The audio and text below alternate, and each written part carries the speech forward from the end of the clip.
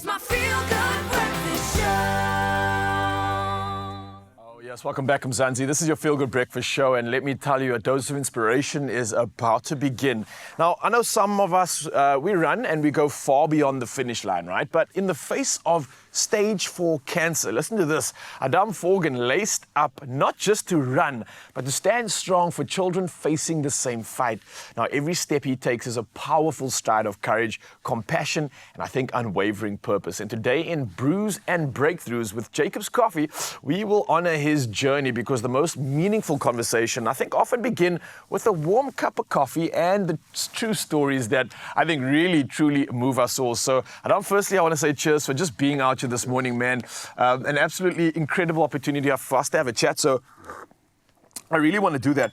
You facing adversity, we're talking about stage 4 cancer. This is something that changes people's lives and completely flips it around. But yet you say, I'm going to step up and instead do something for others. In a moment where you need to be dealing with your own issues, you put your hand up and want to help others. How did this mantra even come about? How do you make this decision in such a testing time?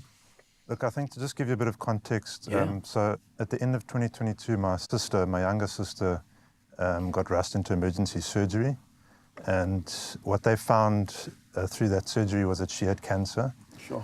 And we obviously all rallied around her and supported her. And as the months went by, we were advised by the gastroenterologist that saw her for us to also go and get checked and screened.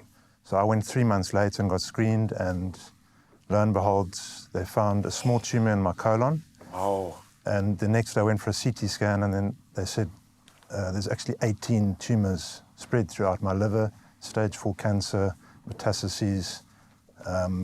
There was no initial treatment or in terms of surgery for that cancer. Yeah. They said the best that we can do at this moment is just try chemotherapy. And, you know, if you run that through ChatGPT, it's pretty much non-curative and palliative at best. Very alarming information to get back when you're dealing with something like that, eh? Absolutely. So, Sure. you know, for me, it was like getting a proverbial knock on my front door, getting to the front door, and then seeing an envelope with a ticket inside, and the ticket said, you know, train ticket to the afterlife. Are you ready? Are you jumping on the bus? Are we going? Are you jumping on the Yeah. bus? You know, it sort of really brings that to the forefront. And it also, like, you know, on that ticket it read, you know, date unknown. And also remember the luggage restrictions. The only thing that you can take with you is kindness. And that kind of like... Powerful reality, yeah? Yeah, it really hit me, you know. And so the day after the CT scan, like I said, I had a conversation with God, and I said, look, I need a couple of things. I need to be able to make a difference in this world. I want to have, like, you know, create hope for others. I want to leave a legacy that's positive for my son to follow. You know, I've got a 5.5-year-old son. Sure, okay. And so I made that prayer, and then I just jumped into that conviction, you know. I must say, kudos to you, man. It's absolutely incredible to still, at the end of it all, not just want to fight for yourself, but create that impact. But I get it. I understand why. We want to leave that legacy. We want to leave something tangible behind that people can talk about positively. And I think already the decision you made is doing that. But talk to me about what it's like to race, dealing with something like this, knowing that you're not just racing for yourself as well, but every step involves that picture that you had. You mentioned to me earlier about thinking about some of the kids that you might have seen going through the same treatment. Yep. Is that the purpose behind running? Is that what you're running for? Yeah, look, I mean, obviously, you know, after I made that had the conversation with God, like, I had to kind of follow through. Yeah. I had to do my part. And through this whole journey, I've been exposed to so many good people, you know, people trying to make a difference, people trying to help. And you learn to rely on people, on other people, you know, especially when you're going through cancer. It's hard, you're going through treatment. And cancer's got a lot of challenges. You know, there's financial challenges, there's side effects of treatment. And, you know, being exposed to all of this and having all these great people around me kind of inspired me to run, you know. And you mentioned this thing about like a community, having family around you, a support system. Yeah. How important is that for you, taking on something like this? And I'm sure so many people going this right now can resonate with these feelings. I mean, you can't do this on your own, although you have every intention to do so, right? Yeah, no, absolutely. You need a support system, and you need to rely on people. You know, I think with cancer, some patients tend to maybe isolate themselves. and that can be sort of detrimental. I think if you can, get yourself out there, stay in contact with people.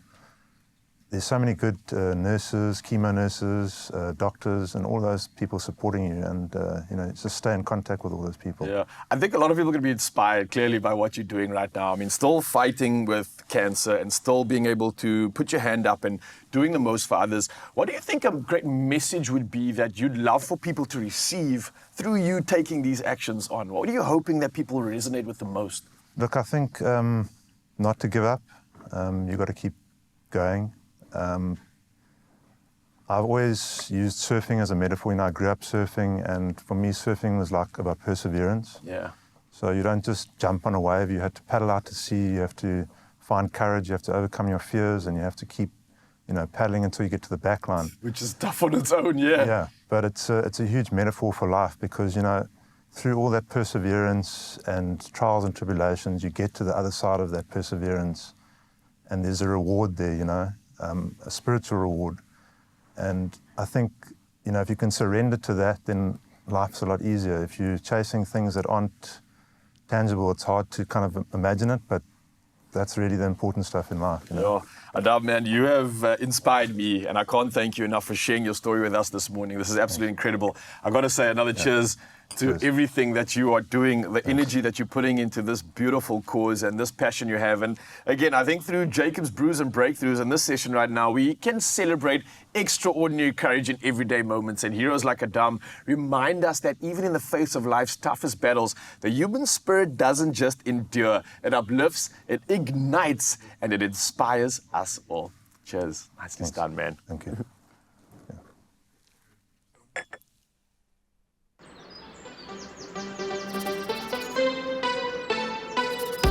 Find your wonderful. JACOBS, wunderbar.